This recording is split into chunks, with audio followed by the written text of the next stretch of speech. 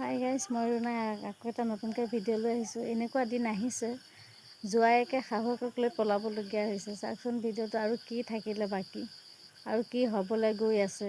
চাওক ভিডিঅ'টো চাওক, তাৰপিছত কমেণ্ট। সেইদিনা ৰাতি আছিলে লেট্ৰিন কৰিবলৈ যাওঁ বুলি বাহিৰলৈ, প্ৰায় 2টামান বজাত। আৰু কি বুলি কয়, উঠোৱাত মই মানে নেযাওঁ বুলি গম পাইছিলে। ছোৱালীজনী দেহাটো ঠিক নাছিলে, নেযাওঁ বুলি গমো পাইছিলে চাগে। সেইকাৰণে মোক মৌচুমক উঠাই দিবলৈ ক'লে। মৌচুম মানে কোন মৌচুম? মোৰ হাজবেণ্ডে উঠাই দিবলৈ ক'লে। তেওঁক উঠাই দিলোঁ মই, আৰু উঠাই দিয়াৰ লগে লগে তেওঁ গুচি গ'ল। মোৰ টোপনিৰ পৰা জাগিলোঁ, আৰু বহু সময় সিহঁতি নাই অহা।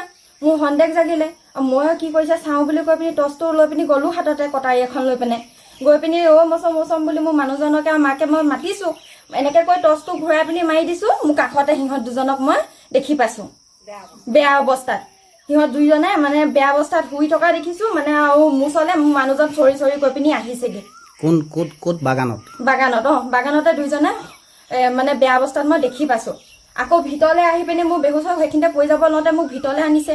ভিতৰলৈ আনি পিনে মোৰ চিঞৰি দিবলৈ লওঁতে মুখখনত মোৰ মানুহজনে এনেকৈ টিপা দিছে, কৈছে তই নিচিঞৰিবি। মায়ে মোক হাতখন তেনেকৈ পাক মাৰি ধৰিছে, আৰু দৰ্জাখনত ঠেকনি দিছে 3ডাল। মই খুলি যাব যাতে নোৱাৰোঁ। মই কৈছোঁ যে মই বৰ্তাহঁতক কৈ দিম, মোৰ দাদাহঁতক কৈ দিম, মই সিহঁতৰ ঘৰত যাওঁ। সেইদৰে কোৱা দেখি মোক মানে হাতত এনেকৈ ধৰি মুখত টিপা দিছে, বিচনাখনত শুৱাই থৈছে। তেনেকুৱা স্থলত মই ছোৱালীজনী বুকুতে লৈ মই বৰ্তাহঁতৰ ঘৰলৈ যেনে তেনে মই দৰ্জাখন খুলি দৌৰ মাৰিছোঁ। আৰু বৰ্তাহঁতলৈ যোৱা মানে সিহঁতি কাপোৰ কানি পিন্ধি মুঠতে মানে এই কেইছেকেণ্ডৰ ভিতৰতে কাপোৰ কানি পিন্ধি সিহঁতি স্কুটি লৈ পিনি পলাই গুচি যায় দুইজন। সেই দুইজন কি হয় তোমাৰ? মোৰ মানুহজন আৰু মোৰ মা, মোৰ নিজৰ মা। মাৰ নাম কি? ভনেশ্বৰী ৰাজবংশী। আৰু মানুহজনৰ নাম? মানুহজনৰ নাম প্ৰণৱ সোণোৱাল। এইখন কি গাঁও? এইখন আদৰ্শ গাঁও।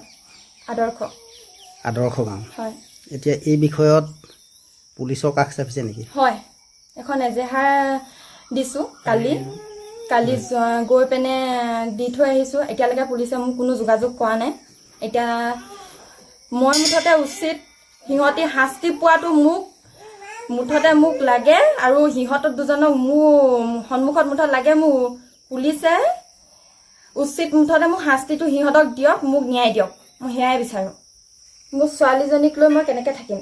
আৰু মোৰ হাজবেণ্ডে মৌচুম প্ৰণৱ সোণোৱালে তেখেত পলাই গুচি গৈছে। আৰু এই ছোৱালীজনী কণমানিজনীক লৈ মই ক'ত যাম, কেনেকৈ কৰিম, কেনেকৈ চলিম? মুঠতে মোক সেইবাবে ন্যায় লাগে। আৰু এই ছোৱালীজনী কণমানিজনীক লৈ মই কি কৰিম? কাক লৈ পলাই গৈছে? মোৰ নিজৰ মা ভনেশ্বৰী ৰাজবংশীক লৈ পলাই গৈছে।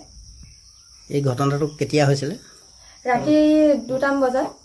পৰহি 2টামান বজাত। হয়। ঘটনাটো কেনেকৈ হ'বলৈ পালে? ক'ত হ'ল ঘটনাটো?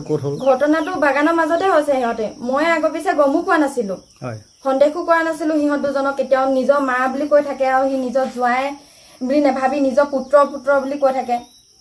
অলপ দিনৰ আগত পাপাও দৰৱ খাই ঢুকাই গৈছে। মই আচলতে সেইবোৰ একো আগতে গম পোৱা নাছিলোঁ। আৰু তৎক্ষণাৎ সিহঁতক মই সেনেকুৱা অৱস্থাত দেখি মই বৰ্তাহঁতক ক'বলৈ যাওঁতে সিহঁত দুজন পলাই গুচি গৈছে।